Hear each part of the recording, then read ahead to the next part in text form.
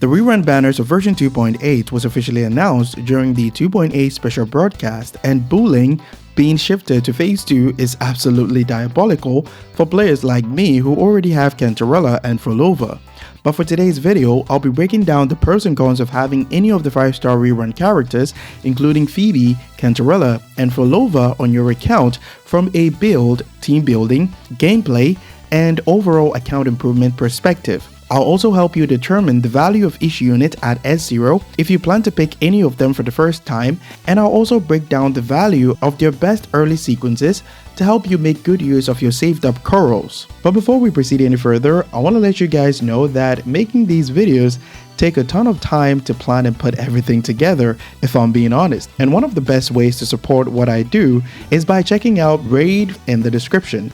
I know we've all heard of the game, but if you're into strategy or just want to support me, give it a chance, follow the steps to set up your new account to enjoy the $200 worth of bonuses and free champions that you get with the link in the description. And who knows, you might even enjoy it if you give it a try. And it'll mean the world to me because your support will be much appreciated. Now let's start with Phoebe, who will be available in the first phase of version 2.8.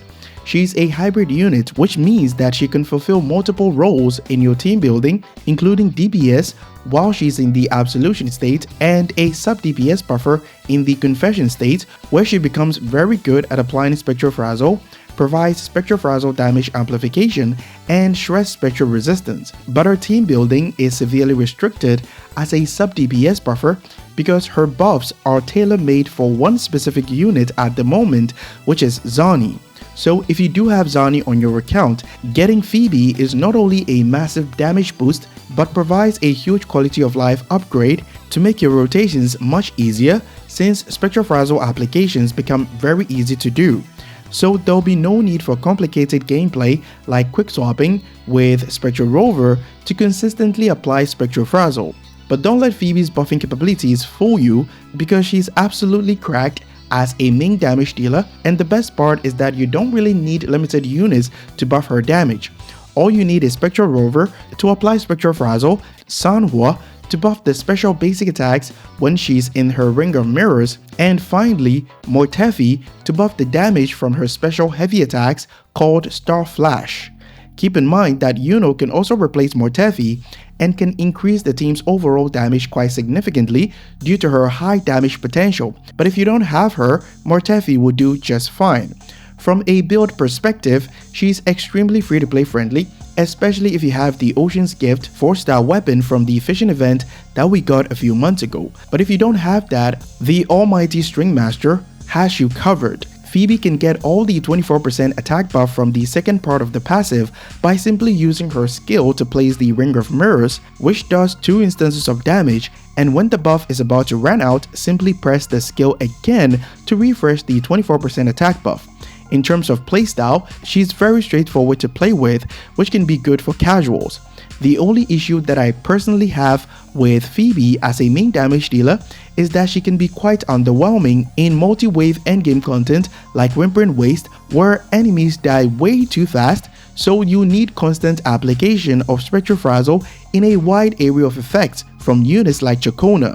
Keep in mind that it is still possible with Spectral Rover, but it'll demand more button presses, which is not really comfortable for players on mobile. For early sequences, S2 is recommended, not because of the additional 120% Spectral Frazzle amplification for Zani, but her outro skill can nuke as well in the absolution state because of the 120% outro skill damage amplification. Now, with all that said, it's clear that you can't really go wrong with Phoebe regardless of the type of account that you have, as long as you like her playstyle or you like her character overall. Cantarella. Her buffing capabilities from her outro skill includes resonance skill damage and havoc damage amplification, which is tailor-made for Phrolova, but only when she's doing damage on the field. Her ability to cast echo skills multiple times makes her synergize with not only Phrolova but Galbarina as well to help her get all the 60% damage bonus from her Forte circuit.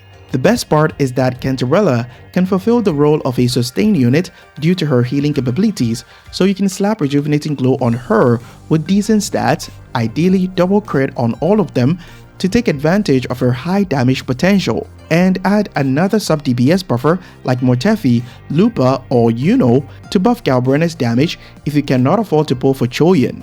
Aside from Phrolova and Galbarena, she can be paired with Carlotta and Jinxie since they can take advantage of the 25% resonance skill damage amplification from her Ultra skill. But the value of her sub DPS team versatility decreases significantly if you already have Zheji on your account for Jinxie and Carlotta. That leaves you with Galbarena and Phrolova. Even in Galbarena teams, the damage output from Galbarena between the free-to-play team involving Mortefi Verena and Cantarella Mortefi team is not that huge, as you can see from these two clips right here, reducing her value even further. And keep in mind that the fact that she can heal doesn't necessarily mean that she can be put into just any team, because you have better options like Verena, whose buffs are more universal in addition to her healing capabilities. That leaves us with Phrolova teams where she acts as the best in slot buffer, but the damage difference between Phrolova Cantarella and Phrolova Qiuyuan team is not that significant per my testing, as you can see right here in these two clips when Phrolova is on the field and when Phrolova is off the field. You can find detailed information in this video right here, which I'll leave in the description. So her overall value as a sub DPS for your account diminishes if you have Zheji and Qiuyuan. However, we cannot ignore the fact that having her on your account makes team building much easier, especially if you have both Galbarena and Phrolova on your account. To put it simply, what I'm trying to say is that if you have only Qiuyuan on your account, for example, it creates a high competition from a team building perspective if you have Galbarena and Phrolova on your account.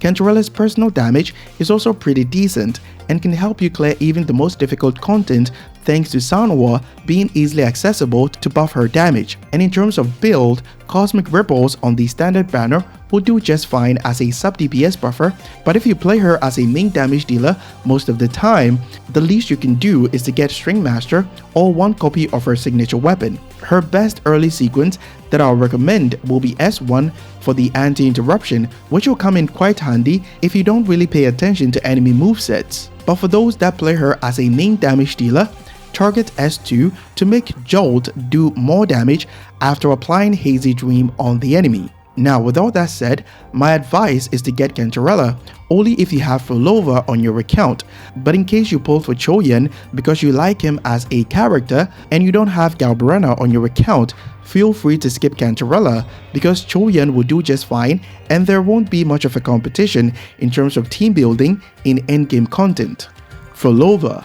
She's by far the strongest hybrid unit in the game due to her incredible passive that buffs crit damage and being able to do on-field and off-field damage, which is actually rare among main damage dealers in the game. Her gameplay can be super smooth even at S0 because she can constantly stagnate the enemy while regenerating 40 stacks and group enemies as well from off-field, which is a huge quality of life change for her teammates because it reduces enemy aggression and prevents them from chasing after enemies like Chop Chops, for example. One thing that I really like about her kit design is that she does not need resonance energy to use her liberation, so you don't really have to worry about optimizing your rotations to recover resonance energy. Her kit is also designed in a way that you can always add a third unit like Havoc Rover, Qiuyuan, and Galbarena that can take advantage of the Havoc damage or heavy attack damage amplification from her Ultra skill, as long as you have Cantarella to cast more Echo skills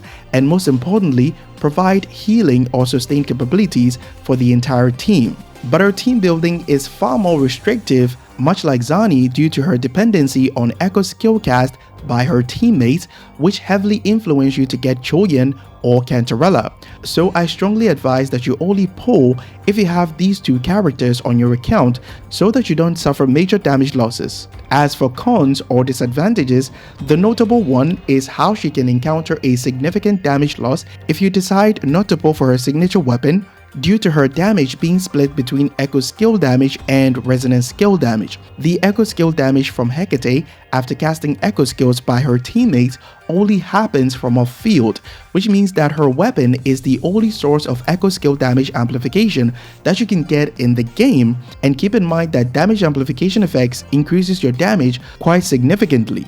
But with that said, I don't want you guys to think that she's bricked without her weapon.